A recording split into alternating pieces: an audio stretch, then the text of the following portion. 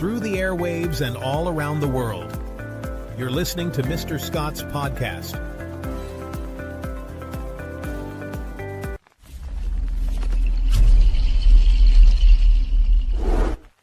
Hey, what's going on, everybody? Mr. Scott for Mr. Scott's podcast. I hope you guys are doing well. I want to share the testimony of Tim Gaines. He was the longtime bass player for the Christian metal group Stryper. Thought it was a pretty cool testimony, so thought I'd share it with you guys. Hope you guys enjoy it. This is Tim Gaines.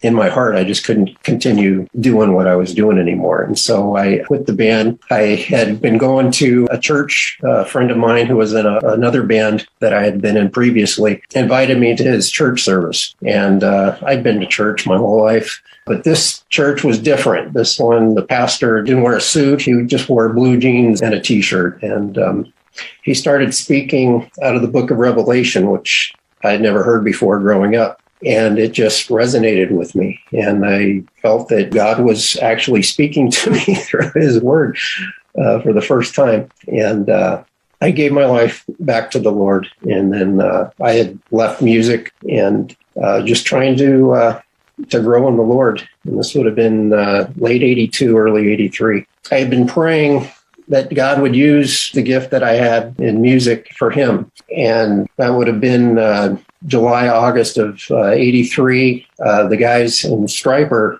or Rock Regime at the time, were looking for a bass player. We had played together in the past in the previous bands I had been in the clubs in Hollywood. And they had also rededicated their lives to the Lord right around the same time. And they were looking for a Christian bass player. Well, they didn't know that I was a Christian yet, but they wanted me in the band. And they thought maybe they can convert me.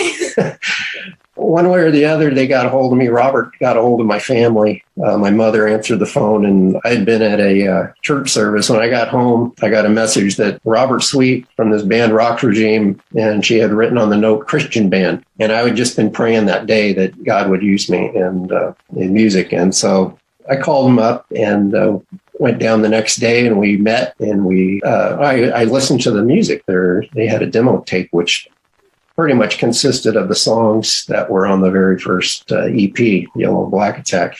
But at that point, they hadn't changed the lyrics yet. So they were secular lyrics, and we had prayed together, and it just seemed right. They asked me to be in the band, and it kind of went from there.